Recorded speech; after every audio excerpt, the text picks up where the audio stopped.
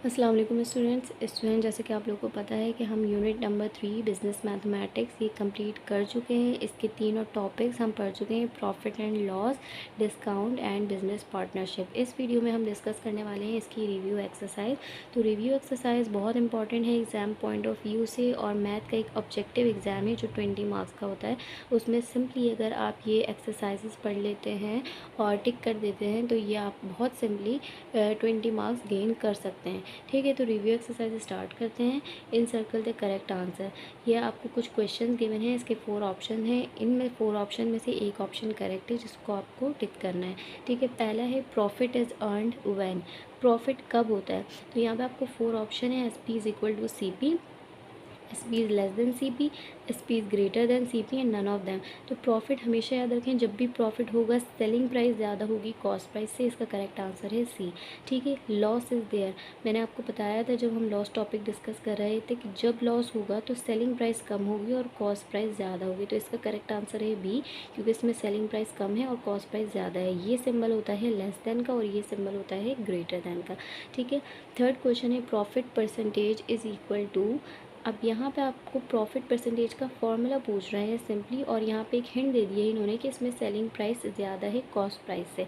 तो आपको पता होना चाहिए कि सेलिंग प्राइस कॉस्ट प्राइस से कब ज़्यादा होती है, जब प्रॉफिट होता है। तो ये प्रॉफिट से रिलेटेड फॉर्मूला है, simple profit divided by cost price multiply by 100। ठीक है, फोर्थ क्वेश्चन है SP is equal to what. SP पूछ रहे हैं, SP किसके बराबर है। अब यहाँ पे भी एक आपको हिंट दी हुई है कि सेलिंग प्राइस ज़्यादा है कॉस्ट प्राइस से। अगर सेलिंग प्राइस कॉस्ट प्राइस से ज़्यादा होगी तो SP किसके बराबर होगा? इसका आंसर है सिंपली दिस। ठीक है, CP इज़ इक्वल टू। अब CP का फॉर्मूला पूछ रहे हैं, यहाँ पे आपको 4 ऑप्शन दिए हुए हैं। ठीक है, ये आप देख सकते हैं पीछे जाके टॉपिक में, टॉपिक वाइज CP का formula 100 multiply by SP divided by 100 plus profit. ठीक है, ये हमारी हो गई रिव्यू एक्सरसाइज। अब हम देख लेते हैं फिल इन दी ब्लैंक्स। तो ये फिल इन दी ब्लैंक्स आ गई।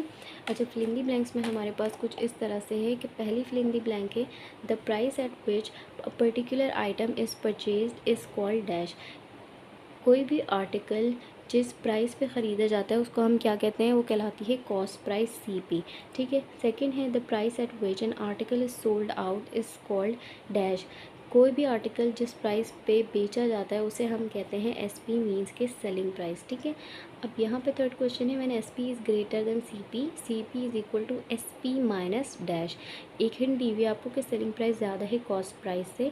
तो इस फॉर्मूले को कंप्लीट करें। जब भी सेलिंग प्राइस ज़्यादा होगी हमेशा याद रखिएगा कि प्रॉफिट अर्न होता है। तो सिंपली प्रॉफिट आंसर है। ठीक है, 4 है when SP is less than CP, loss percentage is equal to. एक हिंट आपको ये दी हुई कि SP लेस देन है CP से, मीन्स यहाँ पे लॉस हो रहा है। तो लॉस परसेंटेज किसके बराबर होगी? Loss percentage will be equal to loss multiply by 100 divided by CP। इसका फॉर्मूला लिखना है आपको सिंपल। ठीक है, mark price is equal to, यहाँ पे आपको मार्क प्राइस का हाफ फार्मूला गिवन है, न्यूमरेटर की वैल्यू गिवन है, डिनोमिनेटर की नहीं है, आपको लिखनी है। यहाँ पे आएगी 100 माइनस डिस्काउंट परसेंटेज। तो बहुत सिंपल एक्सरसाइज है, रिव्यू एक्सरसाइज भी है और फिल इन दी ब्लैंक्स भी हैं। इसके अलावा समरी इसकी गिवन है, तो समरी में बहुत इंपॉर्टेंट पॉइंट्स होते हैं और समरी पढ़ना बहुत ज़रूरी है। समरी से अक्सर रिव्यू एक्सरसाइज के जो MCQs हैं वो आपका ऑब्जेक्टिव एग्जाम समरी से बनता है। तो ये बहुत इंपॉर्टेंट पॉइंट्स है, आप पढ़ लें।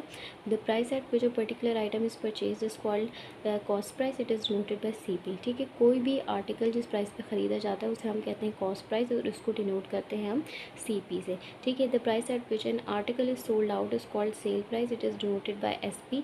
वो प्राइस जिस पर कोई भी आर्टिकल बेचा जाता है उसे हम कहते हैं सेल प्राइस और उसे हम डिनोट करते हैं SP से। ठीक है, if the selling price of an article is greater than its cost price then the difference of these two is profit earn, it is represented by P। जब भी सेलिंग प्राइस ज़्यादा होगी cost price से तो उन दोनों को जब हम माइनस करेंगे सेलिंग प्राइस को कॉस्ट प्राइस से तो हमेशा प्रॉफिट अर्न होगा। ठीक है, if the selling price of an article is less then it's cost price the difference of these two is loss, it is noted bye L। जब भी selling price किसी भी आर्टिकल की कम होगी और कॉस्ट प्राइस ज़्यादा होगी तो उन दोनों को डिफरेंस में हमेशा हमें लॉस अर्न होगा, और इसे हम डिनोट करते हैं एल से। Sometimes a rebate is cleared on the selling price of an article, A rebate is called discount. जब भी सेलिंग प्राइस पे कुछ अमाउंट डिडक्ट किए जाते हैं, कुछ अमाउंट कम किया जाता है, रिड्यूस किया जाता है, उसे हम कहते हैं डिस्काउंट। ठीक है। The price tagged on a card of each and every article is known as the mark price, it is noted by MP। किसी भी आर्टिकल या प्रोडक्ट के टैग पे जो प्राइस होती है उसे हम कहते हैं मार्क प्राइस, और उसे हम डिनोट करते हैं MP से। तो ये कुछ इंपॉर्टेंट चीज़ें थी जो रिव्यू एक्सरसाइज से रिलेटेड है और आपको पता होनी चाहिए। ठीक है। आई होप कि आप लोगों को वीडियो समझ आई होगी। नेक्स्ट वीडियो में हम स्टार्ट करेंगे यूनिट नंबर 4। नेक्स्ट वीडियो तक के लिए अल्लाह हाफिज़।